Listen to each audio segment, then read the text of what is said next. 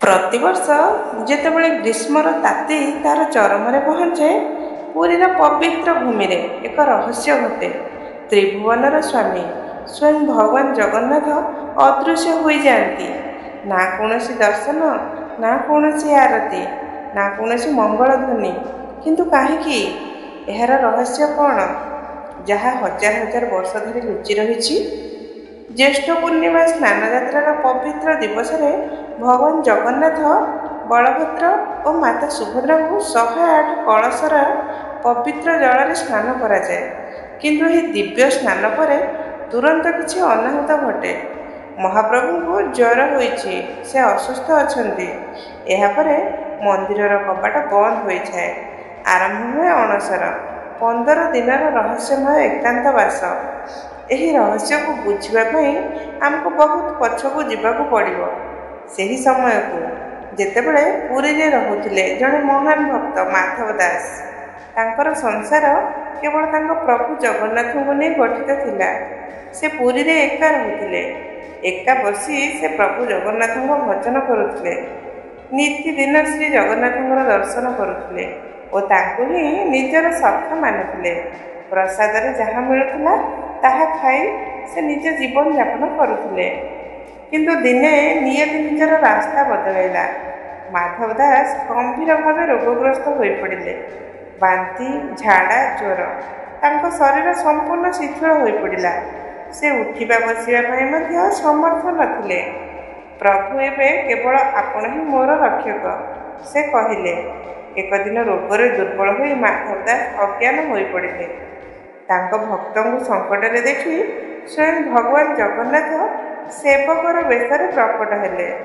କୌଣସି ଶୋରଗୋଳ ନାହିଁ, କୌଣସି ଚମତ୍କାର ନାହିଁ, କେବଳ ନୀରବ ସେବା। ବାନ୍ତିରେ ମଳିନ ହୋଇଥିବା ବସ୍ତ୍ର ଧୋଇବା, ଝାଳ ଓ ମଇଳାରେ ଭରା ଶରୀରକୁ ପୋଛିବା, ତିକ୍ତ କାଢ଼ାକୁ ଧୈର୍ଯ୍ୟରେ ପିଆଇବା, ଏହିପରି ନିଜ ହାତରେ ତାଙ୍କୁ ଖାଦ୍ୟ ଖୁଆଇବା। ପ୍ରଭୁଙ୍କ ପାଇଁ କୌଣସି କାମ ଛୋଟ ନଥିଲା। ଯେତେବେଳେ ମାଧବ ଦାସଙ୍କ ହୋସ୍ ଫେରିଲା, ସେ ଅନୁଭବ କଲେ ଯେ ଏ ତ ସ୍ୱୟଂ ପ୍ରଭୁ ଶ୍ରୀ ଜଗନ୍ନାଥ। ହେ ପ୍ରଭୁ, ଏ କେଉଁ ଲୀଳା ଆପଣଙ୍କର? ମୁଁ ତ ଆପଣଙ୍କ ଭଜନ କରୁଥିଲି, ଆପଣଙ୍କ ଦର୍ଶନ ପାଇଁ, ନା ଯେ ଏହି ଅବସ୍ଥାରେ ଆପଣଙ୍କୁ ଦେଖିବା ପାଇଁ। ପ୍ରିୟ ମାଧବ, ମୋର ଭକ୍ତର କଷ୍ଟ ମୁଁ ଦେଖିପାରେ ନାହିଁ। ତୁମେ ବାହାରୁ ମଳିନ ହୋଇପାର, କିନ୍ତୁ ହୃଦୟରୁ ପବିତ୍ର ଅଟ। ପ୍ରଭୁ, ଆପଣ ତ ସର୍ବଶକ୍ତିମାନ। ଆଙ୍ଗୁଠି ମାରି ମୋତେ ସୁସ୍ଥ କରିପାରିଥାନ୍ତେ, ତେବେ ଏହି ସେବା କାହିଁକି କରୁଛନ୍ତି? ଏହା ତୁମର ସଞ୍ଚିତ କର୍ମର ଫଳ। ଏହା ହିଁ ଜନ୍ମର ହେଉ କି ପୂର୍ବଜନ୍ମର। ଯଦି ତୁମକୁ ଏହା ଭୋଗିବା ବିନା ସୁସ୍ଥ କରିଦେଇ, ତେବେ ଏହା ଭୋଗିବା ପାଇଁ ତୁମକୁ ଆଉ ଏକ ଜନ୍ମ ନେବାକୁ ପଡ଼ିବ। ମୁଁ ଚାହେଁ ନାହିଁ ଯେ ମୋ ଭକ୍ତ କଷ୍ଟ ସହିବା ପାଇଁ ପୁନର୍ଜନ୍ମ ନେଉ। ଏବେ କେବଳ 15 ଦିନର ପ୍ରାରବ୍ଧ ବାକି ଅଛି। ଏହାକୁ ସହିନିଅ, ତାପରେ ତୁମେ ମୁକ୍ତ ହେବ। ଠିକ୍ ଅଛି ପ୍ରଭୁ, ମୁଁ ସହିବି, କିନ୍ତୁ ଏବେ ଆପଣ ମୋ ସେବା କରିବେ ନାହିଁ। ତେବେ ଏକ ଉପାୟ ଅଛି। କି ଉପାୟ ପ୍ରଭୁ?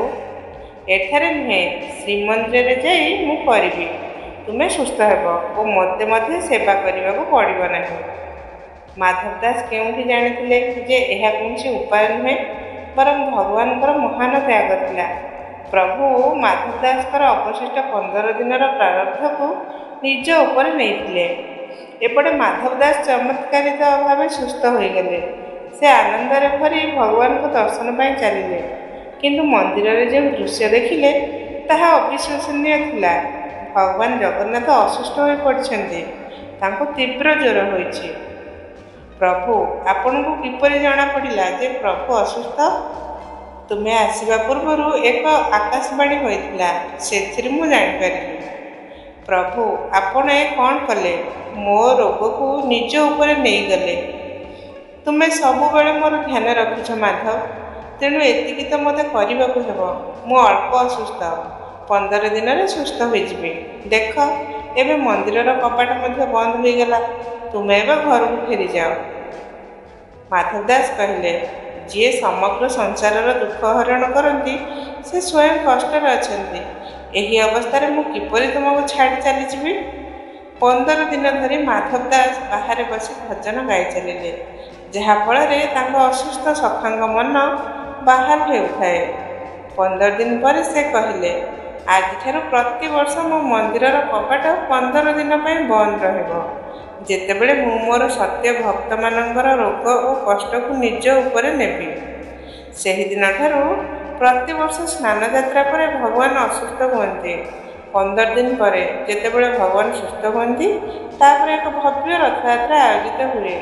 ଯେମିତି ସେ ଥରେ ମାଧବ ଦାସଙ୍କ ପୀଡ଼ାକୁ ନିଜ ଉପରେ ନେଇଥିଲେ, ସେହିପରି ପ୍ରତିବର୍ଷ କୋଟି କୋଟି ଭକ୍ତଙ୍କର ଦୁଃଖକୁ ନିଜ ଉପରେ ନିଅନ୍ତି।